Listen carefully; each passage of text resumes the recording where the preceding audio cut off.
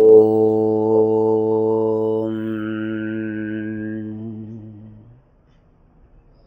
అందరికీ నమస్తే. ఈరోజు వేద మంత్రము నా దుష్టతీర్థ వినోదేషు శంస్యతే నాస్త్రేదంతం రైరన్ష్టత్ సుశక్తిర్మిన్ ఘవం తుభ్యం మావతే దేష్ణం యత్పార్యే ధివి. సామవేదము. భావార్థము: ఓ మోక్షప్రదాత పరమాత్మ, దుర్మార్గంగా ప్రవర్తించేవాడు, దుష్కీర్తి కలవాడు, ధనదాతలలో శ్రేష్ఠునిగా గౌరవింపబడడు. అట్లే పరులను హింసించేవానికి మోక్షధనము లభించదు. పరలోక సౌఖ్యాన్ని పొందాలనే ఇచ్చగల నా వంటి వానికి వెలుగుదారి అయిన మోక్ష మార్గాన్ని చూపగలవాడు, సర్వజన శ్రేయస్కారి అయిన మహాపురుషుడు నీకు మాత్రమే ఆనందాన్ని అనుగ్రహించగలడు. వివరణ చూడండి, అందరూ అర్థం చేసుకోండి. ఈ మంత్రములో ప్రస్తావించబడిన ధనం సాధారణంగా జనులందరూ భావించే డబ్బు, ధాన్యము, ఇండ్లు, వాకిన్లు, పశు సమృద్ధి మొదలైన వానికి సంబంధించినది కాదు. కేవలము శాంతిధనమే లక్ష్యంగా వ్యాఖ్యానింపబడింది. కారణము, శాంతిధనమే పరమ ఉత్కృష్టమైనది. కాబట్టి సామవేదము ఈ శాంతిధన ప్రాముఖ్యాన్ని శంపదం మగం రయీషినే అనగా ధనము కోరుకునేవాడు సాధారణ ధనము కాక శాంతిధనాన్నే కోరుకోవాలి అని హితవు చెప్పింది. లౌకికమైన ధనధాన్యాదులు దొంగలు, బందిపోట్ల వద్ద కూడా ఉంటాయి. అవి సాధారణంగా అన్యాయము, అత్యాచారము, అనాచారం మొదలైన పద్ధతులతో ఆర్జింపబడినవి. కానీ అట్టి ధనము బుద్ధిమంతులకు తృప్తినియ్యదు. దీనిని నిరూపించే బృహదారణ్యకంలోని యాజ్ఞవల్క మైత్రేయి సంవాదాన్ని పరిశీలించండి. యాజ్ఞవల్కుడు గృహాన్ని విడిచి తపస్సునకై వనాలకు పోదలచి భార్య మైత్రేయితో నీకు సంరక్షణకై ఏర్పాటు చేయదలచానని అన్నాడు. దానికి మైత్రేయి ఇలా ప్రశ్నించింది: యన్ను మయ్యం భగోహో సర్వా పృథివీ విత్తేన పూర్ణా స్యాత్ స్యాన్నహం తేనామృత.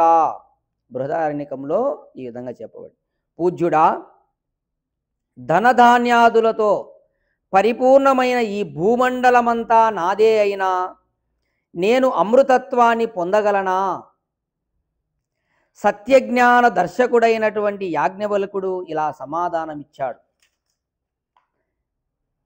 నేతి నేతి యతైవో ఉపకరణవతాం జీవితం తథైవ తే జీవితం స్యాద్ అమృతత్వస్య నాశాస్తి దేత్తేనా. లేదు లేదు, ధనధాన్యాది సంపత్తి గలవారికే జీవనం గడుస్తుంది. అట్టి జీవనము నీకు కూడా సుఖవంతమవుతుంది. కానీ అమృతత్వం, ముక్తి కావాలనే కోరిక ఆ సామాన్య ధనము చేత మాత్రం సిద్ధించదు. ఆ సమాధానాన్ని విని మైత్రేయి మరలా ఇలా అంది: ఏనాహం నా అమృతాస్యాం కిమహం తేన కుర్యాం యదేవ భగవాన్ వేద తదేవ మే బ్రూహి. అనగా, ముక్తిధనం లభించదని, ఆ ధనంతో నాకేమి ప్రయోజనం? ప్రభు, మోక్ష సాధనమేదో తెలిసినచో దానిని నాకు తెలపండి. ధనం వలన ఎన్నో కష్టాలు సంభవిస్తాయి, ఎంతో దుఃఖము కలుగుతుంది. నిజమైన ముముక్షువు, శాంతి కాముకుడు చంచలమైన ఆ ధనాన్ని ఎందుకు కోరుకుంటాడు? ఈ సందర్భంలో ఋగ్వేదం ఇలా ప్రశ్నించింది: ఓహి వర్తంతే రథ్యేవ చక్రాన్యమన్య ముపతిష్టంతి రాయః. అరే, ధనము స్థిరముగా ఒకని వద్దనే ఉండదు. ఒకరి వద్ద నుండి మరొకరి వద్దకు వెళ్ళిపోతూ ఉంటుంది. రథచక్రాలు క్రిందికి పైకి పోయే రీతిగా ధనము ఒకడిని ఉన్నతుడిని మరొకడిని అధముడిగా తారుమారు చేస్తుంది. అట్టి అశ్వరమైన నశించునదైన ధనంపై శాశ్వతమైనటువంటి మోక్ష సుఖాన్ని కోరుకునేవాడికి ఆశ ఎందుకుంటుంది? ఋగ్వేదం చెప్తుంది ఈ విధంగా. మరి ఈ దృష్టితోనే ప్రస్తుత మంత్రం కూడా నా దుష్టతిర్ధవినో దేశు శన్యతే అనగా దుర్మార్గాలలో నడిచేవాడు మోక్ష ధనదాతలలో ప్రశంసింపబడడు. అసలు ఇచ్చేందుకు అతడి వద్ద నిజంగా అట్టి మోక్షధనం ఉంటే కదా. ఈ వచనము ద్వారా వేదము ఇతరుల నుండి దేనినైనా పొందదాన్ని ప్రశంసించక ఇతరులకు చేసే దానగుణాన్నే ప్రశంసించింది. ఎందుకంటే దానగుణము మనిషి ఘనతను ఔదార్యాన్ని ప్రకటించే ఒక సుగుణం కాబట్టి. ఋగ్వేదము ఇదే రీతిగా మరో మంత్రంలో కూడా నా దుష్టతి మర్త్యో విందతే వసు అని చెప్పింది. మనిషి దుష్ట ఉపాయములతో మోక్షధనాన్నే కాదు సామాన్య ధనాన్ని కూడా ఆర్జింపలేడు అని మరో మంత్రంలో కూడా ఈ మోక్షధన ప్రాముఖ్యాన్ని ఒక్కానించింది. ఇలా మోక్షధనాన్ని ఆర్జించలేని వారిలో పరహింసా శీలం కలవాడు కూడా ఉన్నాడని పై మంత్రంలో నస్త్రేదంతం రయిష్ణన్ అనగా ఎంతటి శాస్త్రవేత్త అయినా అతడు తన దుష్ట స్వభావాన్ని విడిచిపెట్టనంత వరకు శాంతిధనాన్ని ఆత్మ సంపత్తిని పొందజాలడు. ఇక్కడ శాస్త్రవేత్త అంటే ఋషి అని అర్థం. అంటే బాగా అధ్యయనం చేసినటువంటి వారు.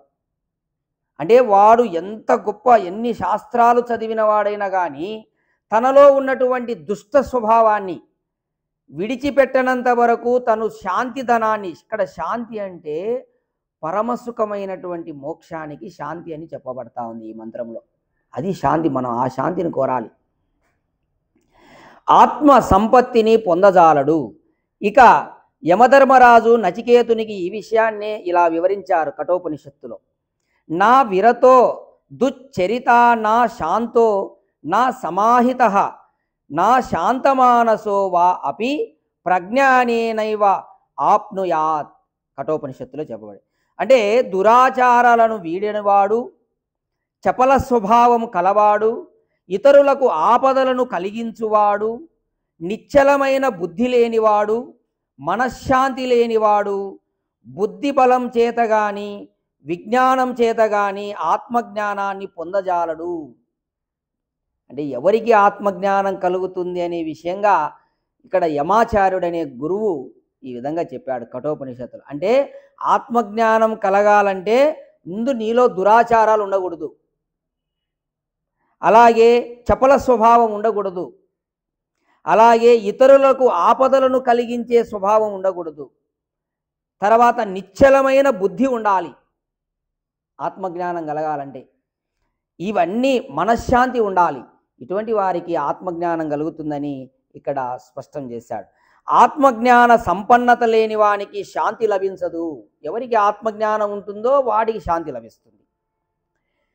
ప్రమాదకారులకు అనాచారులకు ఆత్మజ్ఞానమే లభించినప్పుడు దాని వలన వారు కోరే ఈ యొక్క శాంతి మాత్రం ఎలా లభించగలదు?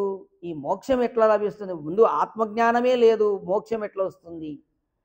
కాబట్టి భగవత్ అర్పణ బుద్ధితో మోక్ష ఫలాన్ని ప్రసాదింపగల శక్తిశాలి అయినటువంటి మహాపురుషుడే యోగ్యులకు ప్రదానము చేయగలడు. అశాశ్వతమైన ఈ లోకములో సుఖముగా జీవించేందుకు ఇంత చిన్న చోటే లేనివాడికి మోక్షధనము కలిగి శాశ్వతమైన పరలోకములో శాంతిగా జీవించేందుకు చోటుంటుందని చెప్పగలమా? కాబట్టి పరలోకములో శాశ్వతంగా ఉండేందుకు అవసరమైన మోక్షధనాన్ని ఆర్జించేందుకు ఎంతో మనోబలము ఆవశ్యకము. చూడండి, ఇక్కడ ఈ మంత్రంలో ఎవరైతే ఈ యొక్క శాంతి, మోక్షము అనేటటువంటి శాంతి ధనాన్ని కోరుకుంటారో వారు ఎలా ఉండాలి అనేది స్పష్టంగా పరమాత్ముడు ఇక్కడ చెప్పాడు. అంటే అహింసతోనే మనం మోక్షం సాధించాలి, హింస చేసేవాడికి మోక్షం ధనమే లేదు, శాంతి లేదనే విషయంగా ఈ మంత్రంలో పరమాత్ముని యొక్క స్పష్టమైనటువంటి ఆదేశం. కావున ఇది అందరూ కూడా 1-2 సార్లు విని అర్థం చేసుకోండి. చాలా అద్భుతంగా వివరణ ఇచ్చారు గురువుగారు. నమస్తే.